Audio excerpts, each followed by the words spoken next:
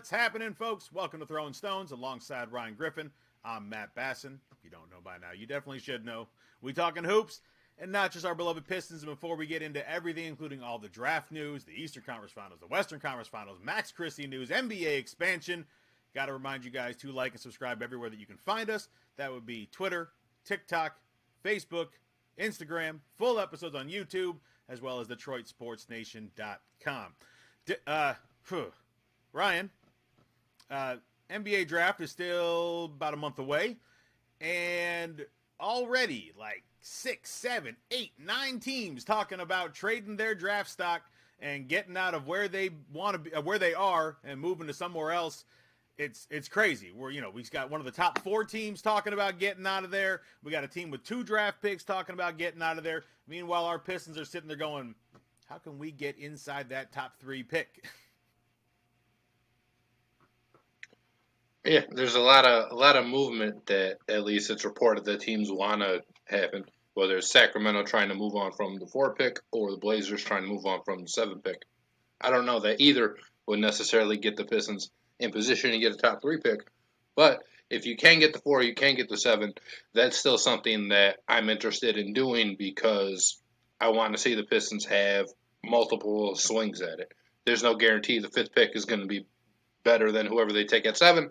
So give them 2 shots at it. And the real, I guess, question is where do you meet in the middle, right? Because I think every Piston fan would be fine with just giving up Jeremy Grant and getting up a top 10 pick. But if you're the Kings or you're the Blazers or you're maybe another team that hasn't even been mentioned yet, is Jeremy Grant enough for you to give up that pick? And then for the Pistons, now what else can you throw in on top of it? You're probably not going to include Sadiq Bey in anything. Probably not even going to include Isaiah Stewart in anything, honestly. And then if you're just going to move up to 4, is 5 plus Jeremy Grant worth getting only 4 back? And it really depends on who's going to be there. I think any of these trades that you're going to see, specifically like a trade for 4, I think you'd have to wait until draft day to see kind of how the board falls. If the Rockets at 3 end up, say they pass on Banchero or whatever one of the big 3 is left, and they end up taking Jaden Ivey or Shaden Sharp or whoever at 3, and then you have one of those top 3 guys at 4, that's where I think the Pistons become a player in that conversation, because everything else, it just seems too far on one end. Like a team definitely wouldn't do that deal. Like that, I think Jeremy Grant is not enough to get the 4th pick back, and I think Jeremy Grant and number 5 is too much just to go up to number 4 if the top 3 guys that we all expect are going to go. So it's really wait and see for a really number 4 pick. Number 7, you can probably get a deal done a little bit earlier because one of those guys aren't going to end up falling to 7. And then, can Portland, I guess, throw anything in extra to sweeten the pot? Well, they have to. I would trade Jeremy straight up for 7. But is that something that the Blazers would want to do? Would they want some extra sweetener from the Pistons or something? So I think that's the most interesting part of these teams, and at least from the Pistons' perspective, can they get another top 10 pick? Can they kind of maneuver around? Is really, I think there's just like a gap in value between the fan bases, the Pistons fan base, and then name the fan base on the other side on what they think kind of is fair comp for their pick. So when I saw Oklahoma City was one of these teams that was looking to trade their pick, I got excited because I was like, hold on, they got the 2 pick. So, and I'm reading like, no, they want to trade the 12th pick. But it got me thinking, is there a way we can change that to the 2 pick? So if they offer Jeremy Grant and the number 5 pick to Oklahoma City, who already has the 12th pick, maybe we can get the 2 pick out of there. Now they have 5 and 12, and we're back inside the top 3 where we basically have the player of our choosing outside of probably Chet, who's probably going number 1. But everybody else is still available on the board, and now we're not stuck with missing out on the top 3 who have been the namesake guys for this draft the last 3 months. Yeah, but if you're Oklahoma City, what do you want with Jeremy Grant? You know what I mean? Like if you're going to trade the number 2 pick, you're probably going to go, what do you mean, what do I mean? What do you mean? Oh, they want Jeremy Grant and the number 5 pick. You getting a So stud small what forward, good does that do? whatever position he ends up playing. What good does that do you? What do you mean? He's sick. He can give you 25 points a game. He's never once in his life has he scored 25 points a game, and this is certainly not going to happen in Oklahoma City. When you still have to get guys like Josh Giddey and Shea Gilgeous the ball. So I just don't think the Thunder would do that. And if you're a Pistons fan, I'm sure you're like, oh, of course the Thunder would do that. So I just think there's a massive gulf in value. I don't see any reason the Thunder would want to do that though. If the Thunder were going to move on from number 2, they'd probably swing for somebody bigger, right? Whether maybe even literally bigger. If Zion decides that he's done with New Orleans, and then the Thunder come here offering the number 2 pick, and now Zion or whoever else. Sign and trade with Ayton, although number 2 pick you probably value a little bit more than DeAndre Ayton at this point. And we'll just have to see. I think there's a whole offseason of craziness that can be had.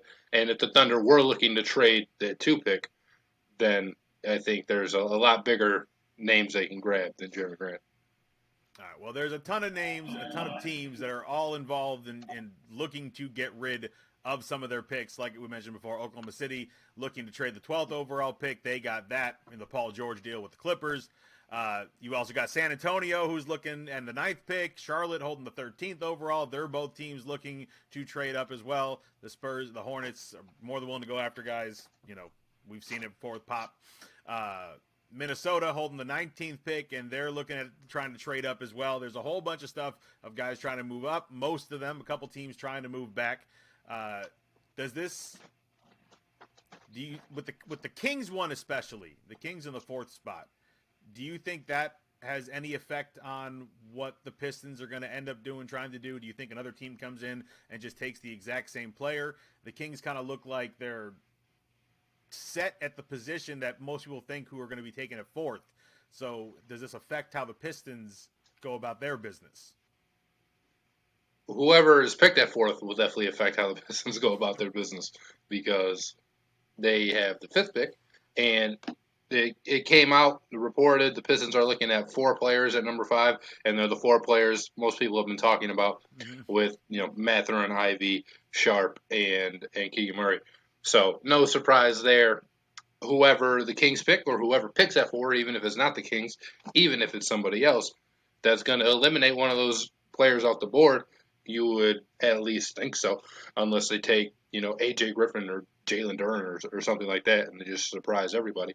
But it'll affect it in the case that it'll take one of the Pistons guys off the board. It might take the top guy off the board, depending just on who it is. If them and the Kings have the same guy ranked higher than the rest, I guess. But I think the Pistons will keep an eye on what happens at 4. And like I said, I think they'll even be in on number 4 sweepstakes if the Kings would just do like Jeremy for 4 straight up, or Jeremy and, I don't know, somebody else. I think Kelly Olynyk might still have a year or something left on his deal. So maybe the Kings want to do that. They're looking for a win-now veteran.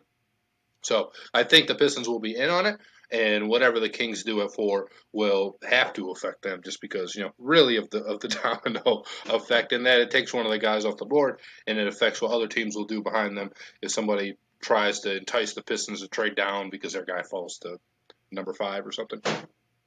Well, one of the guys hoping to hear his name heard on draft day just got done finishing his first and only year now at East Lansing, Michigan State's own Max Christie. Ryan, you and I spent the whole year watching this kid, and I think we both came to the same conclusion by the end of the year that we can't wait to see this kid come back and, grow a little bit more. And, well, that ain't happening anymore.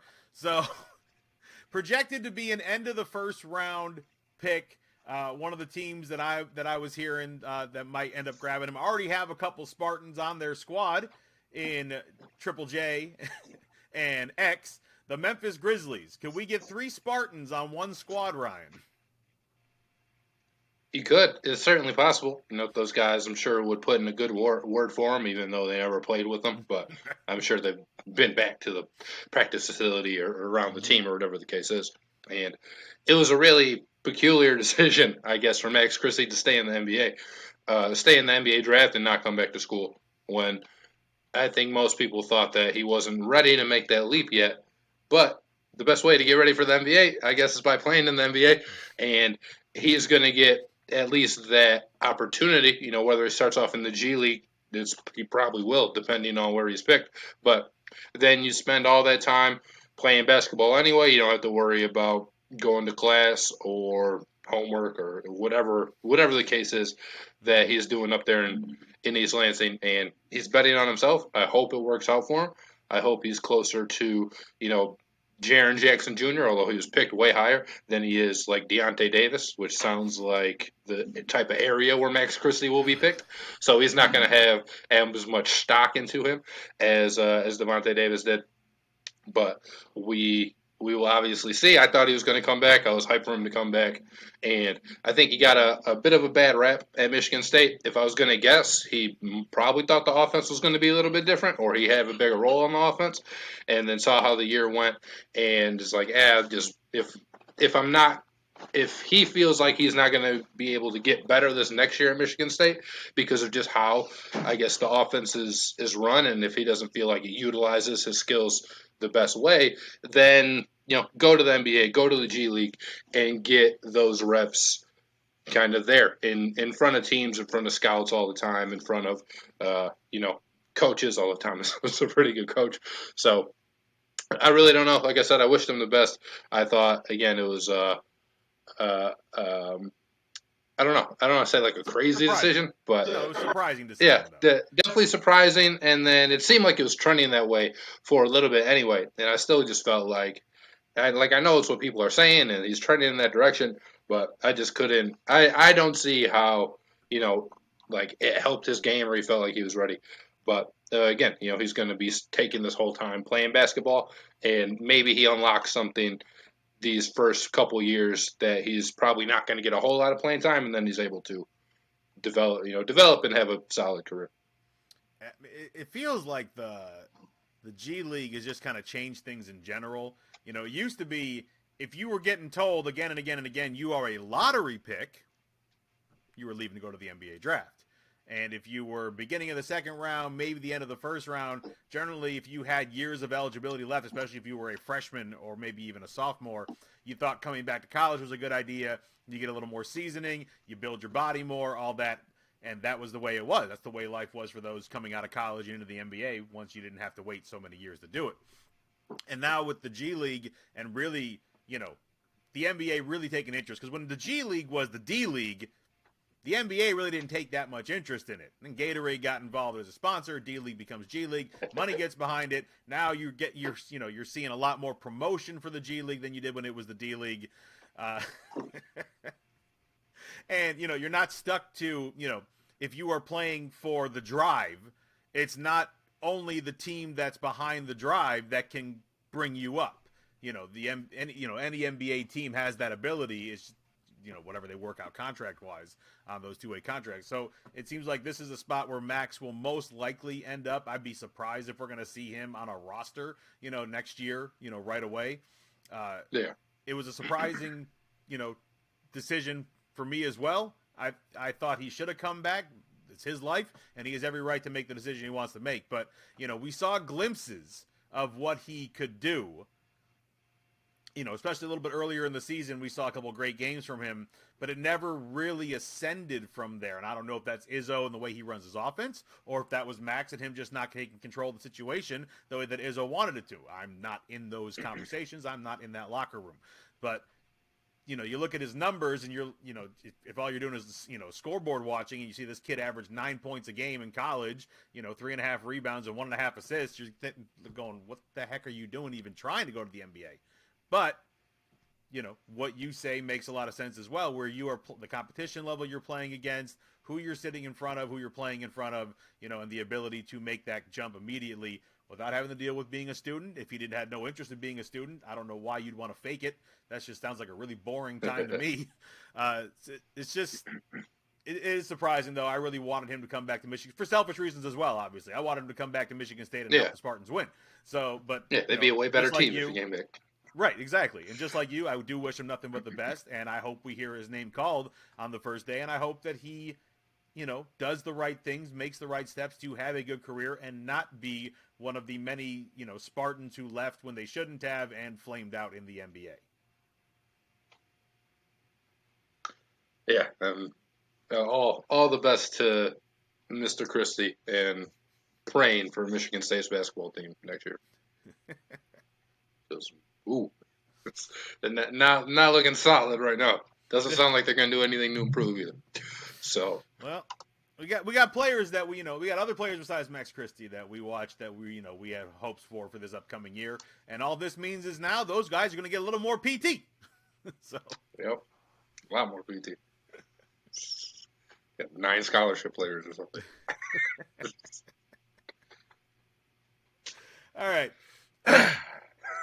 Well, about 70 miles southwest of East Lansing, Ann Arbor, where Juwan Howard is staying as the head coach of the Michigan Wolverines, spurning LeBron James, Rob Pelinka, and the Los Angeles Lakers, as he has apparently no interest, even though the Lakers never actually made a formal offer, but he has no interest in leaving the chance to coach both of his sons, Jace and Jet, next season.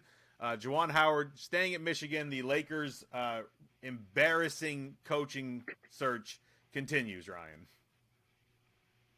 Yeah, it was like a weird time for it to come out too, because that report came out after the Lakers had already narrowed it down to like 2 finalists, whether it was Terry Stotts and Darvin Ham, or maybe it was those 2 names and like a pool of others that weren't named by name. And then 2 days later, it's Juwan Howard turns down an overture to be the Lakers head coach, which is basically, like you said, it's not the job offer. It's just saying like, hey, is this something you'd be interested in even discussing further? And he was like, no. So that's cool. They can leave it there. And then again, it's a weird, like more leaks coming out that LeBron and AD were making impassioned pleas to him on the phone.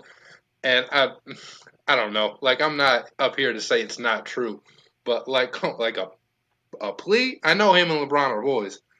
It could have just been a phone call, like, hey, it'd be cool if you came and rocked with us. And Juwan was like, no, you know how you want to play with your sons? I want to coach with my sons. And like that seems to me like more how the conversation went than them like begging Juwan Howard to grace the Los Angeles Lakers with his presence or something. So I don't know. I think that whole story and just like the timeline of it is strange. But we talked about it maybe like 2 months ago. I think on one of our very first shows was the possibility of Juwan coaching the Lakers, and I feel like I still felt at that point, which is you're definitely way more likely to get fired from the Lakers than you are from Michigan. You probably have way more pull in Ann Arbor than you're going to in Los Angeles, but I don't know. It's still coaching the Lakers, and I think you have a better shot to win a title coaching in Los Angeles than you do coaching basketball at Michigan. And last year wasn't a great year for Michigan. I know they made it to the Sweet 16, so they were able to show out a little more in the tournament than they did in the regular season. But it was still a team that was 17 and 14, so I wasn't super impressed by the job that anybody did. Juwan obviously got suspended for the last handful of games there, and Martelli took over at the end of the regular season. But I don't know, like for Juwan, I will say here's where I think it's a smart choice. The Lakers obviously aren't a great job. In name, terrific job, but if you looked at it on paper, no. And you get to coach your sons. And Juwan knows there's going to be a spot in the NBA always for him. He was an assistant for a couple years there with the Heat. He obviously played for a long time. He's going to have probably a pretty good college coaching resume. There might not be a national championship on it, but it'll be pretty, it'll be pretty well. He'll be highly regarded. And, his connection to LeBron, him and LeBron are always going to be friends. LeBron, I know he wants to be like an owner one day, and he'll still probably have different connections to these front offices, along with, Clutch Sports and Rich Paul and everything else. So I think when Juwan wants to make the NBA jump, he won't have any trouble with it. A job like the Lakers might not always be available.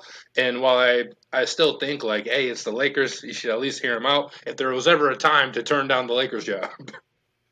Now is the time. And I think Juwan saw that, and of course he wants to coach his sons. And how could you blame him, man, for that? No, definitely can't blame him for that. And but what you say makes sense. The math plays out at the very least that look, how many teams are there in the NBA? 30, 32. The chances of winning an NBA championship are a heck of a lot better. About to There's be less 32. teams in the actual entire league than make the college basketball playoffs, the NCAA tournament. So the math absolutely rings true of your chances of winning a championship are a lot better in the NBA in general, but especially when you are the helm of one of the standard organizations for the NBA in the Los Angeles Lakers. Granted, it's a little bit of a mess right now. I mean, it's an understatement. Generally, if you win a championship, you don't usually get fired 2 years later. It didn't used to happen that often, and this clearly, obviously, happened to Greg Vogel. I think LeBron messed up here. Right. I think AD messed up here. They should have taken it further. They should have pulled a CP3 and a Blake Griffin and locked themselves in Juwan Howard's house and don't let the man leave while the Michigan AD drives around the block trying to get in touch with him. Well, if it's Michigan AD, it'd be Xavier Simpson in his car. It wouldn't be him. That DeAndre Jordan story is still one of the wildest things I ever heard. All right. The NBA is expanding, Ryan, for the first time in 20 years, of actual expansion, not including the Sonics moving from Seattle to Oklahoma City. But the NBA hasn't added new teams in 20 years. And it looks like after 2024, when the latest, collective bargaining agreement basically ends. Mm-hmm. The media rights deal, the media rights deal ends in 2024. It's looking like the NBA is going to be adding a team in Las Vegas, which just sounds like a wonderfully bad idea. And they are most likely returning to the Seattle area, as been reported that Mackenzie Scott, the ex-wife of Jeff Bezos, is interested in potentially owning an NBA team. Good for her. She wants to be the first female owner that didn't have the team left to her by her husband. So, good for her. Take that, Martha. Absolutely. And I guess one of the areas that they were looking to move that, to do that with was Seattle. And she was told, apparently, that Seattle's going to have a team, so you can't move a team there if you buy a different team. I'm all for it. I think I was certainly for the Seattle, unless they don't go back to the Supersonics. I don't want anything to do with it. Return right? to that city. Don't you spit dare name on those that fans. Anything else. Seattle Storm. It was like that WNBA team. And I'm excited for that, honestly, again, and I hope they do something really cool. I hope they keep the Sonics names and the colors so that all those – they'll probably make a new logo, but I wouldn't – I like this logo. But just so all those diehard fans who still have that Sonics gear can show up to the game without looking foolish. They don't have to buy new team apparel. They can wear the same things, sprinkle a couple new jerseys on there, and everybody's happy. So I'm really excited about that.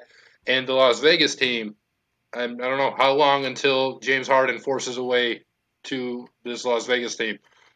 Name to be announced, and that's got to be the biggest home court advantage in the NBA by a country mile, way bigger than Denver in the high altitude. Because if teams coming to Las Vegas, you got to at least there's 41 home games a year. You got to win 38 of them. There's no excuse not to. If I'm a road team, if I'm a road coach, if I'm the coach of a team going to play in Las Vegas, I'm not flying my team in until the day of the game. I don't give a damn about practice. I ain't talking about practice. I don't care about practice. I care about keeping my guys off of any kind of trouble that the Strip has to offer. So, I don't care. We got a 7:30 tip. Cool. We landing in McCarran at 4:30, and we going straight to the arena. Straight to the arena. Straight. You can change on the bus. I don't care. You have not getting any free time to go hang out on the Strip until the game is over. I don't want to hear it. It'd be honestly just a record amount of everything. Tickets, arrest everything that Las Vegas has to offer. It takes You know what South you could Beach and do? times it by 10. You get the Vegas PD on the payroll if you're the new Las Vegas team, the Las Vegas Spades, let's call them. You get that. You get the PD on the Spades payroll, and then you say, just look for them. Go out to these clubs. We already know where they're going. It doesn't take more than 2 or 3 teams to come around to know, okay, this is where everybody's starting to go. Mm-hmm. Boom, hit them all with everything you got. This would be honestly a huge home court advantage. All for it. If I'm a coach, that's where Juwan needs to coach. Is in Las Vegas. Well, so I'm thinking now, thinking actual logistically. So the two teams they're talking about are both going to be Western Conference teams.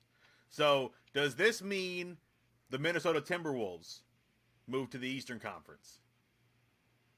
Yeah, I think you can move the Timberwolves there. I think you could probably move the Grizzlies there to the east. Well, And then, they're more east than they Memphis definitely more east than Minnesota. So I mean, you can move them both.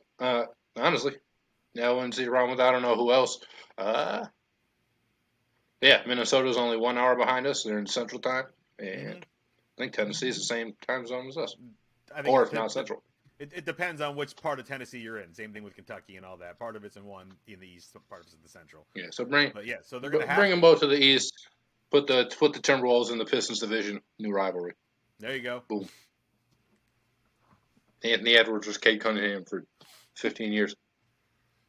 All right, we got a couple games we got to get to before we get out of here. The Eastern and Western Conference Finals, Game 4. So we were a little off, or I was a little off with our math, Ryan, before we signed off last week. I was hoping that we would have Game 4 going on while we were talking, but nope, that already happened on Monday. And after a very weird Game 3 and injuries keeping a lot of guys out of Game 4, the Boston Celtics dominated from the start. It was like 14-1 or something like that in the first quarter, and then it wasn't a game. It was just holding the heat off the rest of the way to tie this series at 2. There were some stars in attendance, Ryan, our very own Cade Cunningham and Beef Stew and Killian Hayes, all at the game, kind of taking it in and seeing what it's all about, and hopefully in a few years leading us there themselves. Yeah, hopefully they're more than just spectators. And I knew I was a homer when it came to the Pistons. I didn't know I was this much of a homer because whenever I heard of Stephon Diggs doing this after they lost in the playoffs, where he'd stay and watch the other team's celebration, I was like, that's stupid. Go back in the locker room. But now I get it. I'm all in. I love that they did this, and I love that it was 5 guys if you include Casey that ended up going there, and they didn't all go for that. I think Cade and Livers were already going to the game, and then Stewart and Killian were in Boston because they had some type of meeting with Puma. And then Casey heard that his 4 guys were going to be there, and then he hopped on a plane, and he was like, all right, cool, me too. So I love it, getting that playoff atmosphere, and you kind of talk about speaking things into existence. They're there because they think they're going to be there someday, or they already have that goal in mind, which if you're a Pistons fan, you can't help but to love. Like, there's nothing to hate on, with this specific story or action or whatever, because it's everything that you want, right? It's hard. It's guys who are taking in the time to actually go and see what the playoff atmosphere is all about, what a high stakes playoff game is all about, and looking at 2 obviously better teams than the Pistons are, who both have stars in their own right, whether it's Jason Tatum, Jaylen Brown, Jimmy Butler, Bam Adebayo, whoever, and just going to go and going to see what and to really, you just said, taking it all in, and really kind of trying to absorb, I guess, the playoffs into their body. Hang on. So you're telling me that these 5 men, it was a chance meeting that they were all in Boston at this time, and they got those seats last minute? So that was my question too, because I think So that's what I read, and I don't know what happened. Maybe they made a deal with whoever had those seats, right? If there are people who already had tickets, and they were like, Mm-hmm. "We will give you whatever to help us out." Yeah, I don't exactly know how all of that worked, but maybe they made a call to the Celtics, and whoever had those seats, the Celtics have them on speed dial because I'm sure they call them every year about season tickets and other things. They're like, "Hey, could you help us out?" Da da da. So I don't know exactly how it all happened, but that's the story that came out. Hmm. Yeah, see, I don't, because I'm gonna tell you, from living in Boston and wearing a Pistons jersey in Boston, they didn't like us. They were not fans of my jerseys. They did not like, and it wasn't just the Isaiah one. It wasn't just the bad boys. It was the same thing with the going to work. Now, it wasn't as much vitriol, but I think it carries over from the 80s into the, when we battled in the 2000s, at the end of the 2000s when Boston started coming back up. But they weren't fans. And so I'm surprised they helped us out at all because we like their fifth most hated rival behind like the Lakers and the 76ers and the Knicks and the Heat and the LeBron Cavs are in there somewhere too. Like they were not fans of Slide theirs. us I'm right in. surprised they helped out at all.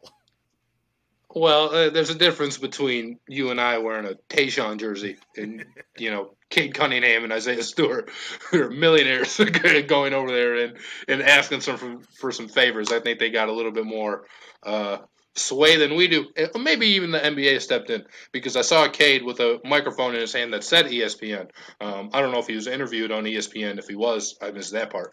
But he had the microphone in his hand, the ESPN mic. So maybe the NBA was like, "Hey, we're going to get this whole team right here, and then craft a story out of it." So I don't know how it happened, but I'm glad it did.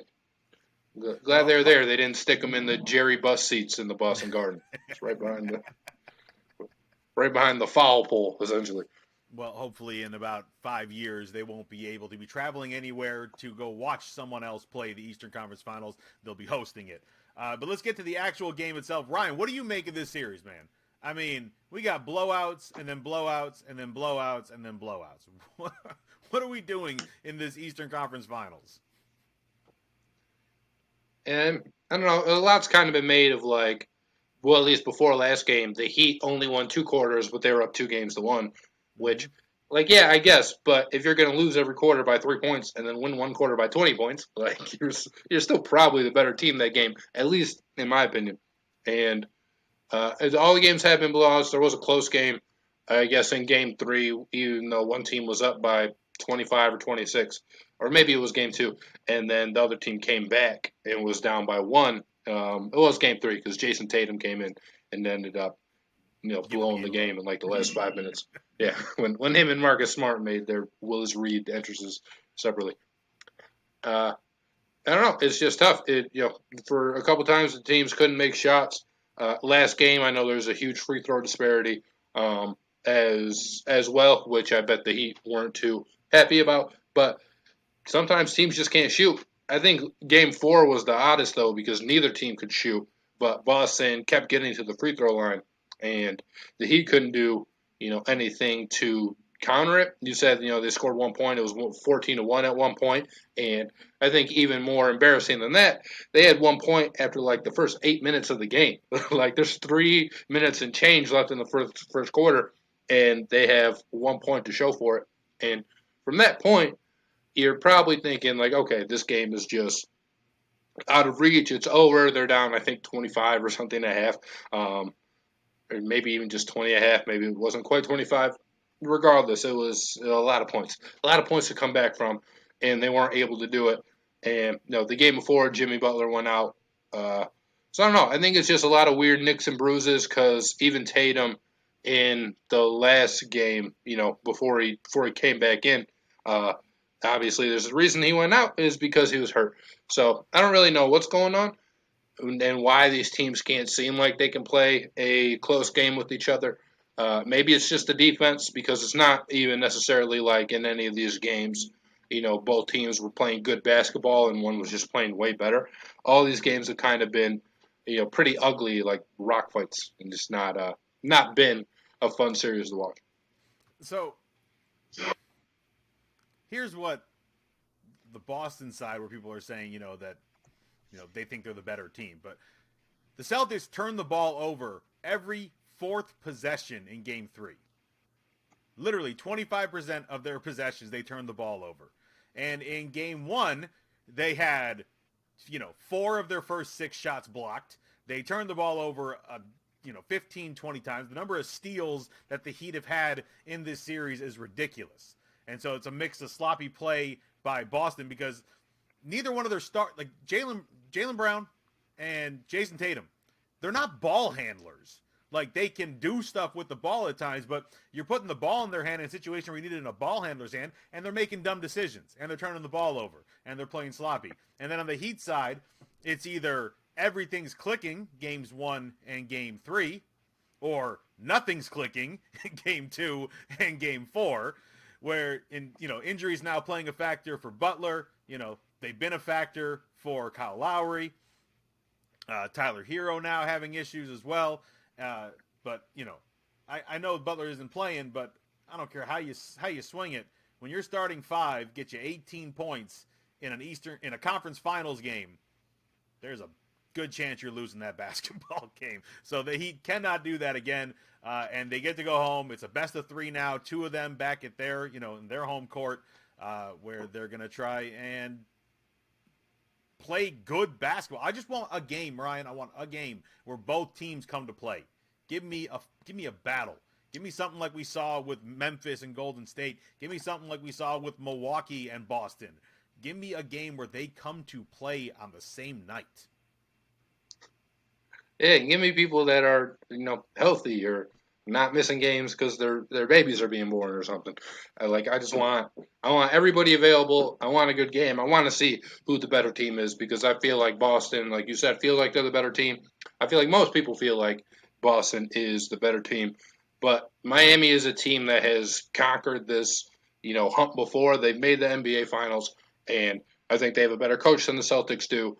The Celtics probably have more talent. But I do think the Heat are smarter. So I would like each of these teams for these last 3 games, this best of 3 series that we have now. I would like them to be healthy, and I would like them to, like you said, finally play some close basketball. Don't be down 18 points with 8 minutes to go in the first half. Like there's no reason for it. Defend, make your shots, and honestly, I want the refs to call less. I'm not saying they're calling it in favor of one team or another. I just don't want so many fouls because some of these games have been hard to watch where you just hear the whistle, then you go down on the court, you hear the whistle again, then you go back and you hear the whistle. It's like, oh my god, like what is happening? So that's what I want. I want less officiating, more health, and more more of a back and forth, right? Not more competitiveness. I don't think any of these guys are quitting necessarily. I just want a closer basketball game and a closer conference finals. Yeah, definitely no one is accusing either one of these teams of quitting. I wouldn't say that. It's just sometimes they can't shoot to save their life and the other team can. And I just want a game where they can both shoot to save their life, and we're seeing a back and forth and bang, bang, bang, back and forth. Let's go, and just action and entertainment and some tensions. I don't like either one of these teams. I like the Heat more than I like the Celtics. The Celtics are my most hated team in the NBA, and I hate that I picked them. I just feel like they are the better team, and I still think they're going to win this series in 7. I hope they don't. I hope Miami wins 5 and then wins Game 6 in Boston to make it even more embarrassing. I just don't see that happening either way. I'm hoping the Golden State Warriors end up taking this all together. Speaking of, Ryan, 3-0 Warriors. They did not follow the same story of the Suns, where they went looking great at home, and then they go into Dallas and they can't do anything. Nope. This is a different team. This is a different mentality. These are different stars. These are champions that have done it multiple times. And it showed in their medal. They brought it Game 3. Complete opposite of Game 2, where Dallas was taking it to them, throughout the entire game. And then, Golden State was able to, pull it out in the end. But Game 3, the Warriors just brought it. Team basketball, moving the ball and getting buckets and playing defense. And just... they didn't ever embarrass Dallas in this game, but they kept a steady diet of keeping them at arm's length, and a big win to go up 3-0 and try and sweep this thing and get some rest. Yeah, and then we get to have the debate on whether they had too much rest while the other series Mm-hmm. goes 7 games. Which that'll be fun. I'm looking forward to that. Um, the Warriors have been super impressive. One thing that I haven't liked about Dallas is the reaction to going down 0-3, because it seems like they just came out and are out here giving concession speeches and Mm-hmm. talking about, oh, we'll be back, this isn't the end for us. Like, let the series end first, please. Whether you get swept, whether you lose in 5 games, whether you scrap together the next 2 and then lose in 6. Like, I don't want to hear about how you'll be back here and how you're such a young team until you actually lose the series. Like, please continue to fight another day, which actually doesn't give me a whole lot of hope in Game 4. I think it's really hard to sweep a team in the NBA, and the Warriors themselves have shown kind of a propensity to just be like lackadaisical about it, because they know they're better than most of these teams that they face in the playoff series that they've been in, since 2015 when they won their first title. But I don't know. I think they are going to complete the sweep, because I don't like what I was hearing from the Mavs. And for the Warriors, there's a couple like different people who have been stepping up. Draymond hasn't played so great, but Kevon Looney stepped up. Andrew Wiggins had the game of his life last game. Steph has been steady. Steph averaging 28, 8, and 7 on 49% from the field and 48% from the three against the Mavs in the first 3 games. And it's been just incredible to watch, because the Mavs, they don't have an answer. And last game, the biggest adjustment that you heard from Game 1 was just make your shots, because the Mavs missed a whole bunch of open 3 pointers. They did the same thing in Game 3. I think Bullock and Kleber were combined like 0 of 10 from 3, and those are 2 guys that you really depend on to be like your marksman. And if you're going to get zeros from those guys, then no, you're not going to win games, because not only are you not letting Luka shoot the ball on those possessions, but you're missing it. So as great as Luka can be individually, we talked about it at the start of the series. The Warriors were going to try to, or the best strategy for the Warriors was to try to shut down everybody else and then let Luka kind of go crazy. And outside of Game 1, that's what we saw in Games 2 and 3 was him not having much help, or him only having one other guy, right? Whether it was Brunson in Game 2, who played really well that game, but the rest of the Mavericks are nowhere to be found. So there's not anything you can do, and against a team like Golden State that is just not going to fly, because not only do they have you know, uh, probably one of the most cohesive teams ever. Honestly, I don't think it's one of the best teams ever, but they just have guys who have played together for so long in a system that they've been playing in for so long. I think it's just an easy way to play basketball, and Golden State has this particular system that they played like mastered and down pat, and the Mavericks just are in this case, I will say they are too young, too inexperienced to deal with all of that. It's so embarrassing when your superstar is making excuses at the podium. I'm only this young, and I don't have the Yeah, I'm experience. 23. I'm going Like, to be come on, there bro. again. And then even worse is when your Hall of Fame point guard head coach comes in and he's making concessions about Yeah, this I whole hated it. situation. Like that got me more than Luca. Luca, I was like, come on, man. And then Jason Kidd gets in there, and I'm like, what are you doing? Like, how are you talking like this? I understand. Okay, 146 teams have gone down 0-3. Not a single one of them has ever won in 7. 3 of them ever have forced a game 7. So I understand it looms large, but it's gonna be done at some point. It's happened multiple times in hockey. It's happened in Major League Baseball. It's gonna happen at some point. Probability and odds say it will happen at some point. Why not us? Have that mentality going into Game 4 at home instead of laying down for the Warriors. Now, is it going to do that much for you? Probably not, because Steph Curry is the most unselfish superstar maybe in the history of the NBA, in his ability to not look like he cares if his teammates are doing everything and he has an off night. The team wins. The team gels. They're moving the ball. It's like you said, their system and how cohesive they are as a unit. It's a beautiful thing to watch.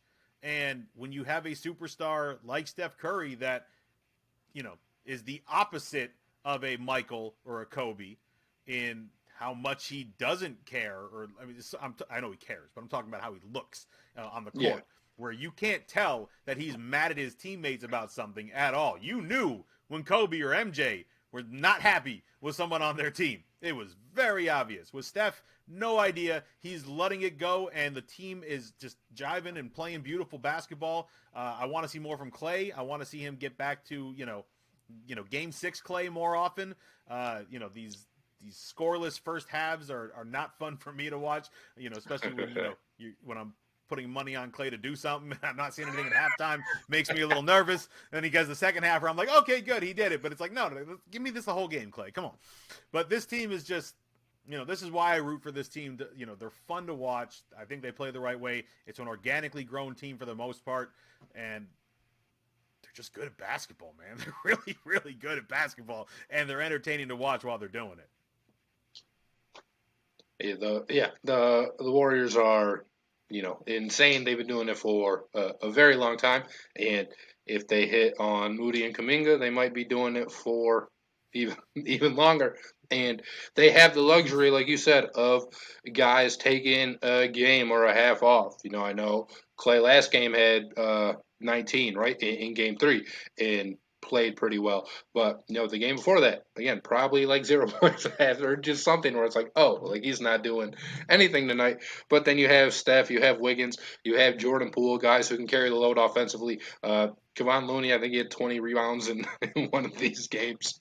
So it's just, they can hit you with a bunch of different ways. And I think everybody on the team is kind of bought into the Steph mentality of it doesn't matter if I'm the reason that we win, as long as we win, right? Because even as much as Draymond shows that he cares, and like if you can tell he's mad at one of his teammates on the sideline, it doesn't seem like he ever cares if he has 6 points or if he has 30. Like, he's still, as long as the Warriors win, that's the only thing that matters to them. And I think that trickles down to, guys like Wiggins, who didn't start off on this team, or a guy like Looney, who his time with the Warriors has kind of been, up and down, and even, I think, in doubt at certain points. And I think that's probably the most impressive thing about this team is just that they've all bought in. And, yeah, I hate what Jason Kidd said so much. So, oh, my God. And, again, I get it for Luka, because you're a player. You probably feel like you're going to be here. I wouldn't say that. I would go with the canned response of, we don't even have to win all 4 of these games. We can one game at a time. We're focusing on game 4. What can we do to win game 4? Because if we don't win game 4, we're certainly not getting to game 7. We're not even getting to game 5. So, we got to focus on this one game and take it from there. It's not even one game at a time. It's specifically game 4 right now. Yep. Then after game 4, we'll see what happens. Well, being the selfish sports fan that I am, I'm rooting for the Mavs in Game 4, so we have something else to talk about on Thursday involving the NBA. This series. And I know the NBA does as well, so don't be surprised if you see some whistles going the way of the Mavericks. And before we sign off... Luka, 25 free throws. Yeah, right. Before we sign off, got to give props to Maple Jordan, Andrew Wiggins, for the dunk of the playoffs all over Luka Doncic. Absolutely beautiful, and the NBA tried to take it away from him with an offensive foul, which is absolutely ridiculous. I don't know how you could ever call that when the man's way up in the air already, unless it's an obvious, egregious punch to the face or elbow to the neck or something. Beautiful dunk by Andrew Wiggins over Luka Doncic. Definitely, in my mind, the dunk of the playoffs. All right, Ryan, we got to get out of here. We got to watch this game and come back on Thursday. So, thank you guys for hanging out with us on Throwing Stones. I'm Matt Basson. Yep. He's Ryan Griffin. We'll see you guys again real soon. Yep, you too. Man on a mission, I'ma get it. You know I be on a what?